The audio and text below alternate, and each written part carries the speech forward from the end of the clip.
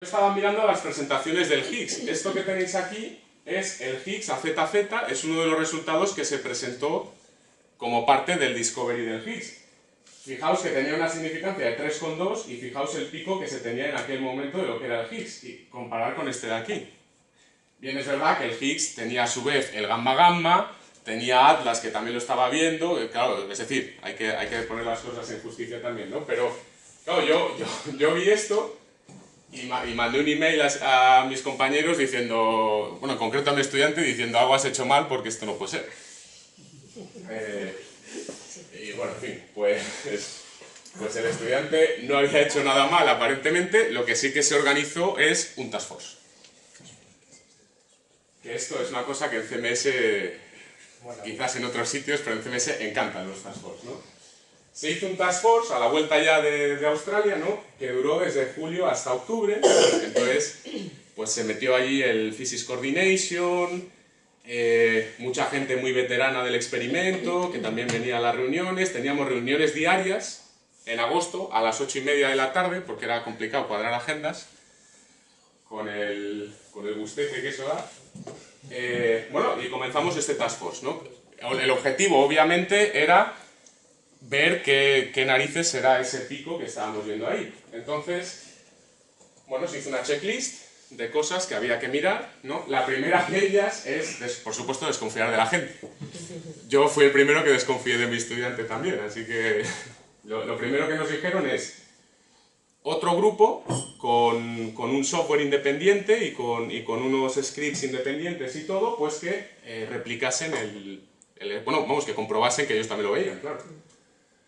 Después nos mandaron comprobar si podíamos ver también este exceso triggereando con unos triggers diferentes. ¿Por qué? Os comento lo que son los triggers. Los triggers son básicamente cuando tomamos colisiones, el número de colisiones que se producen es muchísimo más alto del que verdaderamente puedes coger. Entonces, hay una serie de algoritmos que operan online que te van seleccionando lo que tú les dices. Por ejemplo, 2 leptones. Si un suceso tiene 2 leptones con no sé cuántos criterios de calidad, lo guardo. Claro, esto se hace online a una velocidad increíblemente rápida y típicamente es una cosa que siempre es uno de los sospechosos habituales. Entonces nos dijeron, mira, pues hacer vuestro análisis, en vez de intentando coger sucesos que tengan 2 leptones, que es lo que hacíamos, triggerear con algo que tenga Missinity, porque también sabemos que esto tiene Missinity, ¿no? Entonces, no miréis a los leptones y quedaros solo con colisiones que tengan Missinity, ¿vale? Bueno, después nos mandaron caracterizar si había contenido de quarks B en los sucesos. Ahora, luego os voy a ir contando uno por uno, así que avanzo un poco más rápido. Bueno, y finalmente, meter 5 inverse femtobarn más de datos a ver qué pasaba con ese exceso, ¿no? Y luego, un poco el espíritu del Task Force, ¿no? Something must be wrong, que, en fin, parecía lo más sensato de pensar. Vale, pues empezamos. Esto lo reprodujeron Imperial College y DESY. Hicieron cada uno el análisis por su parte y tal, y bueno, pues nada. Aquí veis que el exceso, hay pequeñas diferencias, podéis ver que algún numerito baila y tal, pero en esencia el exceso permanecía ahí. ¿Es un problema del CMS Trigger System? Pues hicimos todo el análisis utilizando triggers de MEC, que no sabían nada de los leptones, y ahí estaba el exceso, no se movía básicamente. De hecho, era hasta un poquito más significante, creo recordar, utilizando eso. La Third Generation, esto fue un momento un poco de shock, porque claro, por esto que hablaba de que la nueva física tiene que estabilizar el Higgs se acopla más fuertemente a la tercera generación. Siempre pensamos que la nueva física puede venir con tercera generación, con quarks B. ¿Qué pasa? Que nos dicen, oye, ¿por qué no probáis a mirar el exceso en sucesos que tengan quarks B y en sucesos que no tengan quarks B? Total, que donde no había tercera generación, pues había un agreement perfecto, y resulta que donde teníamos un beta, la significancia subía a 4,5 sigma. Bueno, esto era bastante impresionante, ¿no? Bien. ¿Qué más cosas nos mandaron mirar? Claro, estamos diciendo que estábamos mirando electrones EE y mu. Si el exceso a lo mejor solo viene de los muones, dices, catapum, hay algo mal en los muones y tal, y vamos a mirar a ver qué pasa, no sé qué. Entonces nos mandaron mirar cómo era bueno, si el exceso estaba tanto en muones como en electrones. Entonces, efectivamente, cuando comparábamos, por ejemplo, el EMU y el MUE, podíamos ver que el exceso aparecía tanto en electrones como en muones. Es normal que se vean muchos más muones por un tema de eficiencias. Eso en principio es razonable. O sea, que este ratio sea 0,7 es totalmente razonable. Pero lo que parecía claro es que el exceso estaba en ambos canales, que también, bueno, pues es bastante significativo de que todo está bien, ¿no? Y de que no parece haber nada raro. Total, que hicimos el unblinding del siguiente 5 inverse femtobarn. Bueno, todo esto yo lo estoy contando rápidamente, pero esto, pues unas batallas ahí campales en las reuniones, se presentó no sé cuántas veces en los General Meetings, se presentó en Lisboa en la CMS Week, hubo un Special Task Force, no sé qué. Total, que nos dejaron meter los 5 inverse femtobarn siguientes. ¿Qué pasó? Que la significancia bajó un poquito porque en el siguiente bloque la significancia era un poquito más pequeña, pero aún así era de 3 y pico. De hecho, metiendo ahora en vez de 5 bueno, en realidad no metimos otros 5, era un poquito menos de 5, 4 y pico. Metiendo ahora los 9,2 inverse femtobarn, seguíamos teniendo un acuerdo razonable aquí, pero con un billet, pues en esta zona de aquí seguíamos teniendo un exceso bastante grande. Task Force. Este de aquí duró desde octubre de 2012 hasta diciembre de 2013. Bueno, entonces, el primer mandato del Task Force, que no íbamos a ver nuevos datos hasta que esto estuviese aclarado. Claro, a ver, tened en cuenta que la señal de Higgs es una señal que se esperaba, ¿no? En ese sentido, el prior individual que tiene cada uno era un poquito más suave. Esto, bueno, es supersimetría, pero quiero decir, es un modelo como cualquier otro, hay más topologías y más cosas, entonces había un prior muy fuerte de que algo tenía que estar mal, ¿no? Entonces, ¿Atlas no lo veía? ¿Perdona? ¿Atlas no lo veía o...? Ahí vamos a hablar, Vale. claro, Atlas ya veréis lo que veía, lo que pasa es que Atlas y CMS no pueden hablar. Entonces, pero a ver, siempre tienes a gente voluntariosa que por no hablar se está un año mirando cosas, ¿no? Pero bueno. Vale, pues ¿qué más cosas? Aquí nos fueron atacando punto por punto, pues los elementos de predicción de background, ¿no? La predicción del TT-bar, que era esto de que cogíamos los sucesos en mu y los multiplicábamos por este término que eran las eficiencias y decían, esas eficiencias tienen que estar mal. Nos atacaron también el otro background, el de los tetas, el Drell-Yan. También ese background tiene que estar mal. Después nos mandaron a hacer comparaciones un poquito más, no es que no las hubiésemos hecho, pero un poquito más detalladas con el Monte Carlo de simulación. Y luego ya empezamos a meternos en temas filosóficos, ¿no? con la consistencia con otras asignaturas y luego también con el Lucas-Ware Effect, bueno, que yo creo que en astrofísica lo llamáis trial factor, ¿no? O en otros campos se llama el trial factor. Vale, pues lepton efficiencies. Aquí nos pasamos tranquilamente 2 meses haciendo todas las posibles crosschecks que os podéis imaginar de las eficiencias. De hecho, las eficiencias que teníamos nosotros eran las mismas que las que tenía el grupo del Higgs, las mismas que tenía el grupo del TOP, en otros análisis, pero ellos no veían nada raro, así que no había problema. Nosotros, bueno, pues hicimos todo lo que se nos ocurrió. Y al final convencimos, haciendo un ataque de fuerza masiva, que fue directamente darle la vuelta, no probar que las eficiencias estaban bien, sino probar cómo tenían que ser las eficiencias para que nosotros viésemos este efecto.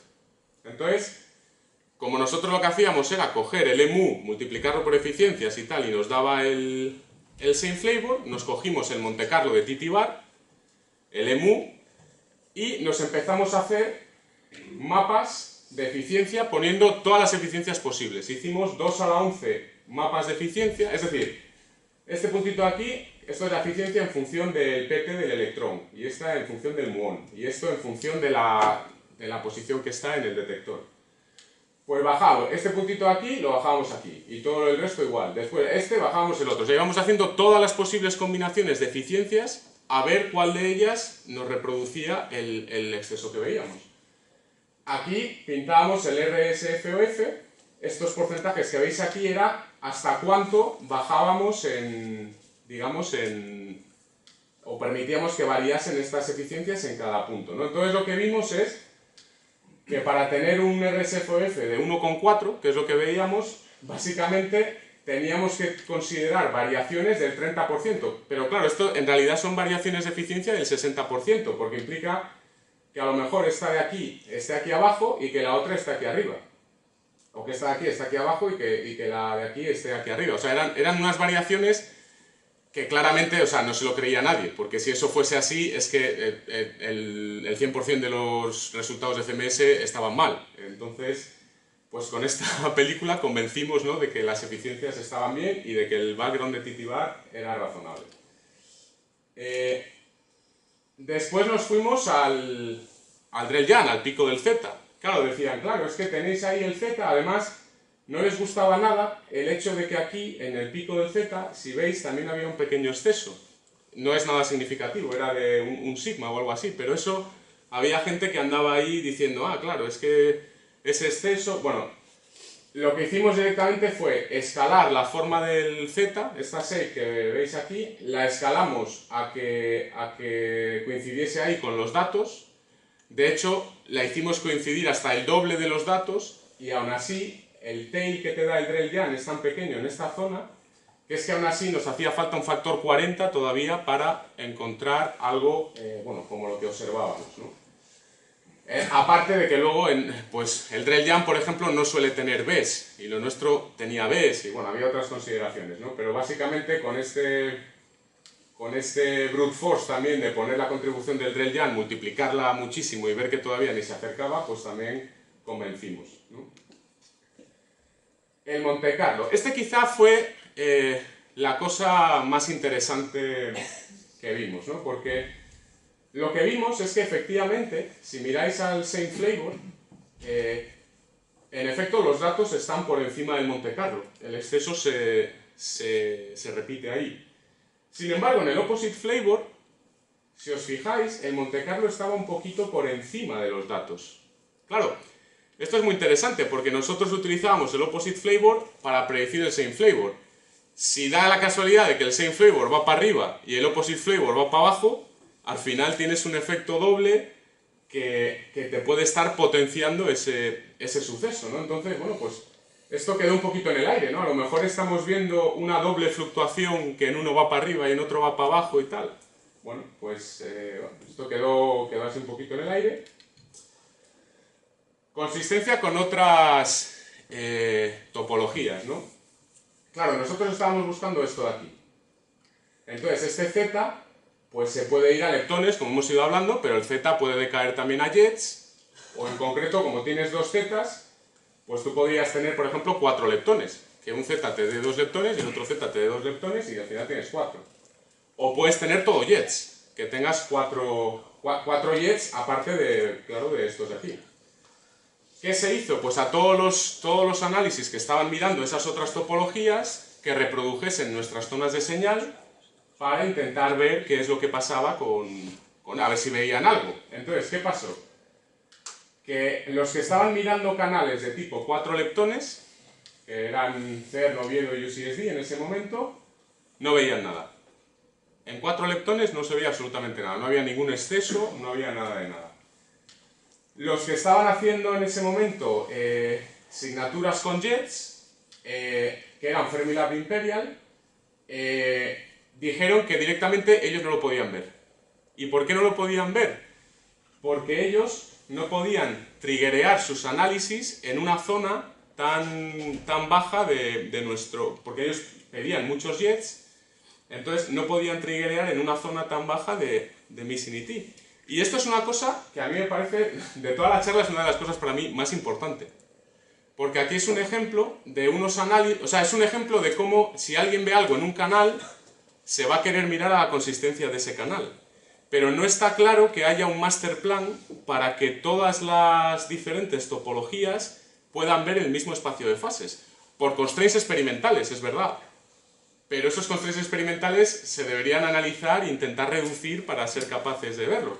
Porque estos, por ejemplo, fueron muy claros. Nosotros ahí no podemos ver nada en esa zona. Así que, si tenía o no tenía jet, si había un exceso, no lo sabíamos. Un modelo, claro. Nosotros, este modelo que teníamos aquí, si os fijáis, no tiene Bs, no tiene quarks B. 5 minutos. Sí, estoy acabando ya.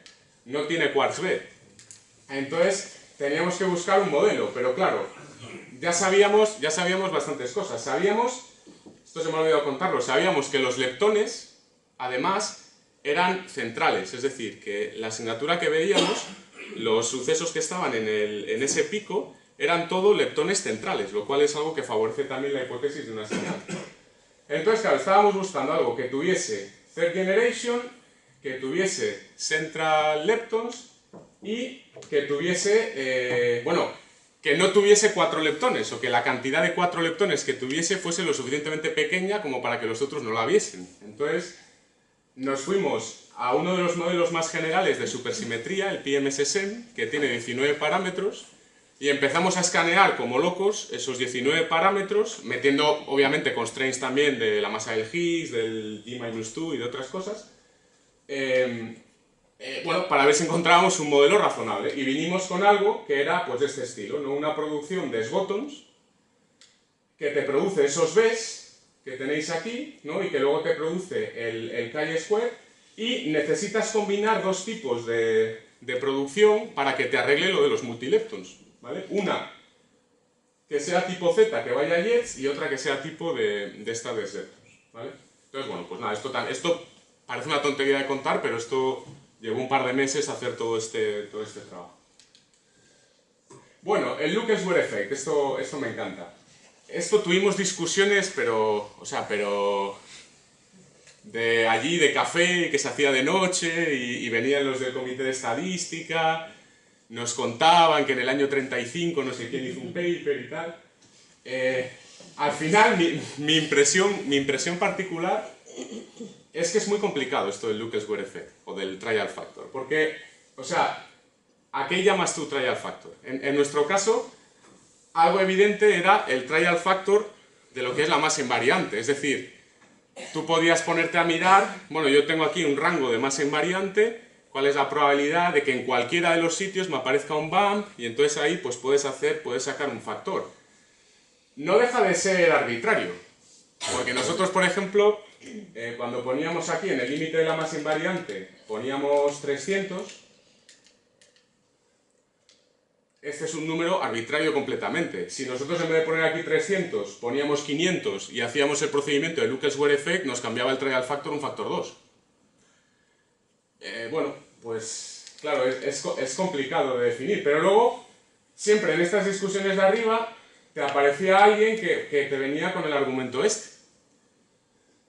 Por ejemplo, la conferencia ICHEP 2018, que se presentan típicamente 500 resultados. Suponte que estos 500 resultados, cada uno tiene 8 zonas de señal.